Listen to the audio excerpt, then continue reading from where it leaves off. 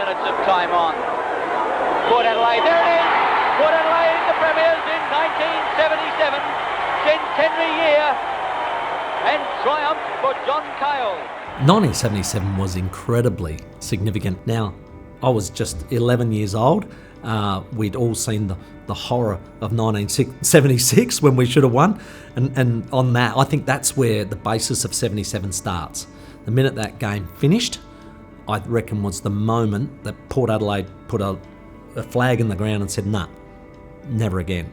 The beginning of the game, I'm right there when the Fred Phillips and Tim Evans incident happens. In the goal square, two players. Phillips and Evans, they both gone to ground. Freddie Phillips gets up holding his head. Tim Evans goes away holding his head.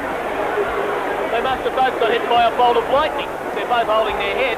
Well, Ted, there wasn't another player to within 50 metres of them. Now, all I remember is the crowd going off. I remember getting through and seeing Tim Evans down, and then Fred Phillips rolling around with his hands on his face.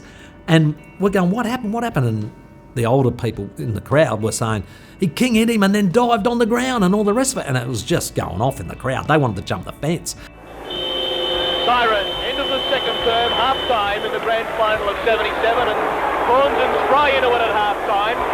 And Spry, I think he's going to try and see the colour of Graham Corns' tongue.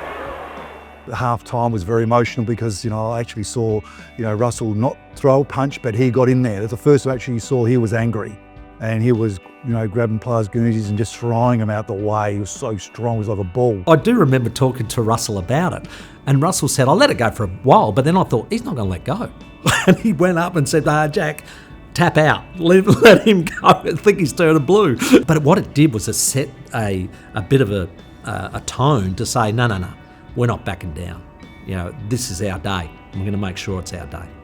Now, later on we find out Kim Kinnear's got concussed and he's out.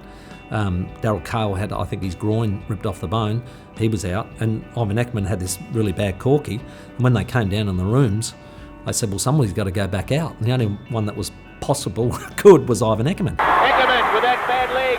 Snap goalward, the siren sounded, and Eckerman has snapped a magnificent goal right on the siren.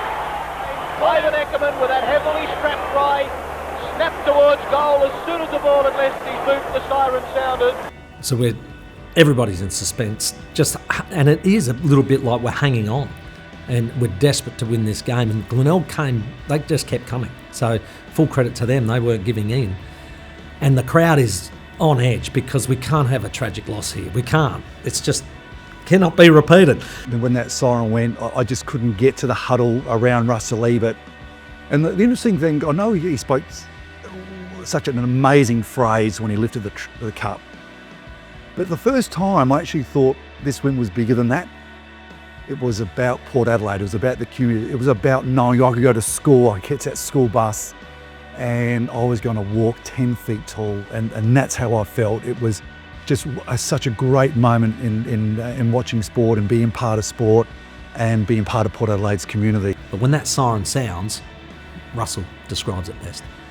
It was black and white all over the oval, and that's when we sort of realised how important that one game, that premiership was to the whole club. And to finally do it, we just realised then how much everyone lived their life through the success of the Port Adelaide Football Club.